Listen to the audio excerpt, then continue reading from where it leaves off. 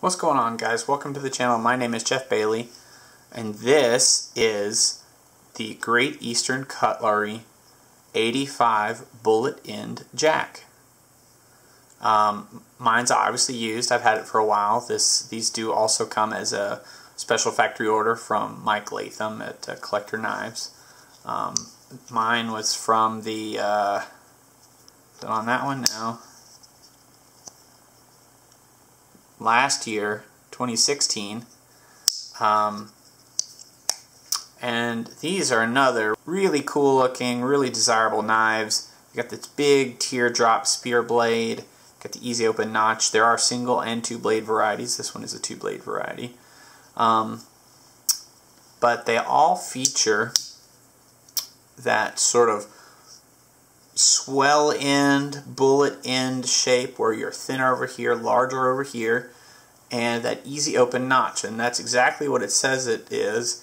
It's a place I can just grab this, no fingernail needed, pull my blade out, ready to work, put it up. You still use the nail nick for the smaller blade, and this one does have a little coping blade, and I've even got a little bit of rust patch on the end here. Looks like I need to clean that up, but this is a user.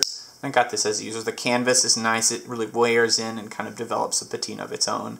Great little corset shield on these guys. Really nice all around knife. But I want to do something a little different today. This is obviously isn't a new release or something you can get easily now. I wanted to do a little knife rewind and compare this to a much older knife of the same style. This is the Great Eastern Cutlery 85 bullet end jack. This is a New York Knife Company bare head swell end jack. At first glance, we're talking about two pretty similar knives here. They're about the same size overall. They both feature pin mains with smaller secondaries. They both feature a large shield, similar pin placement. Both feature the easy open notches there. Both feature steel liners. Steel springs, obviously, brass liners, nickel bolsters. They both even feature, and there you go, both feature matchstick long pulls with cut swedges in there too. Very, very similar knives. The main difference with these knives is that this one was made in 2016 by Great Eastern Cutlery.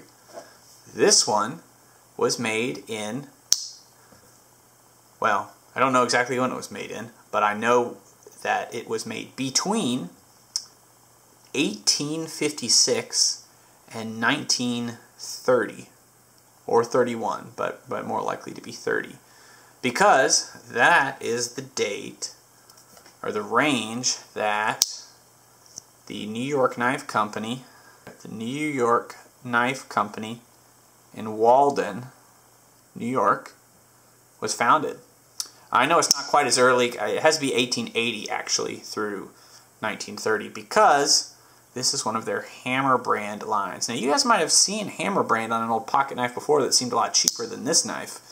And that's because when they went out of business in 1930, that brand was purchased by Imperial, and they have released their hugely successful clamshell knives under that brand name. It's an inexpensive knife pattern where the whole bolster and scale is more or less a veneer. It's actually on tin or something usually, and it can just come off. It's just kind of crimped around the ends of the liner. This is not that. This is a full construction knife. You've got these old hammered in pins here. Each one's a little bit irregular. You've got this really great old jigged bone here, which I just really, really like. Really interesting and different, but all these features are still in use today. Obviously, this carbon spring here has got this really great patina. The main blade itself, also, by the way, for what could be a 100-year-old knife, you hear that snap. you know, perfect walk and talk, almost perfectly flush half stop, snap shut, great fit and finish on what might be an antique, a literal antique knife. The worst parts of this one is the wear. Clearly this spear probably could have been a little more full-bodied. I don't know for sure, but it might have been closer to the full-body shape of this 85. And so it's been worn down some from sharpening there. I've not sharpened it since I came into owning this one. It actually has a little bit of an edge on it. It's not the cleanest edge, but it is there. And this one, of course, has we looked at it briefly, spear, small secondary. And then, of course, the Great Eastern. This particular one has a coping, small secondary. Same idea, though. It serves a different purpose. So let's talk a little bit about New York Knife Company. As I said, they were in Walden, New York. They're founded in 1852. I'm having to reference my notes here. And it was originally founded by cutlers from Sheffield, England, which is a huge knife production history. They were working for another company in the area, and I guess there was some kind of disagreement over their jobs or how they were treated, and they decided, you know what, we can make our own darn knives, thank you very much, and went on and started the New York Knife Company. Regarded as one of the higher quality cutlers at the time. I mean, obviously they're putting out really nice stuff for it to last this long and still hold up. But you know, this was at a time, right, where we're talking factory, you know, heading into the Great Depression. According to what I was able to read, the company went out of business in 1930 when one of the owners at the time, a man by the name of James Fuller, tried to auction off a whole year's worth of their work in one day. So I guess he did that, but not for enough money, and they weren't able to sustain themselves, unfortunately. You got to wonder how many silly decisions like that have shaped industry as we know it. But I tell you what, talk about an uncanny resemblance here.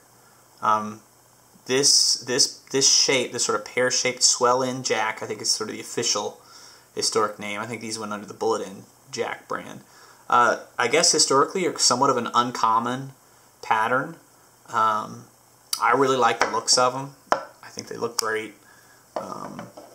Especially this newer 85 that has the full blade. I like that it kind of almost, you know, just like the shield here, it kind of mimics itself on both ends, right? You had swells out towards the blade, swells out this way towards the end, and it's just a really nice looking shape. A lot of these were some of the first ones that featured the easy open here, usually on a sheep's foot or a spear main blade.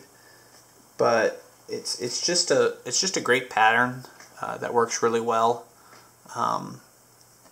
And I couldn't be happier with my vintage knife find.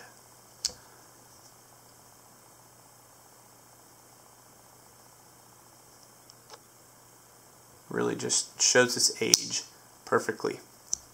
And I'm sure once this gets sharpened up, could compete with any of my users easily.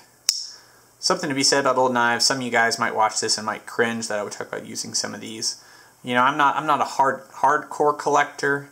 I think anything that's been used in this state, really the damage has been done. You know, as far as its pure collectability goes. I mean, it still probably has value, obviously, but you know, if you find a 100-year-old knife brand new in the box without a speck of rust on it, maybe you'd consider actually just saving that one. But for me, this one I got because I liked that it had that real character established over decades of use and wear, but well maintained overall. No cracks in this bone that I can tell. Shield still perfectly fine, intact. Blade has not been, you know, angle grinded, you know, to non-existence. Really well done overall. And you can tell you haven't had that wear because when this wears a lot, you'll actually see these springs sit back, lower here. But if that's not the case, so anyway, let me know what you think about the knife rewind. I've got a couple of other cases where we could compare an old and a new like this. If that's something that you like, we will do some more because I think it's fun to talk about the history from where some of these patterns have come from and the companies that helped put them together in the first place. That's just a lot of interesting Americana right there to overlook. So anyways, thank you for watching as always, and please leave me a like or subscribe, and I will catch you next time.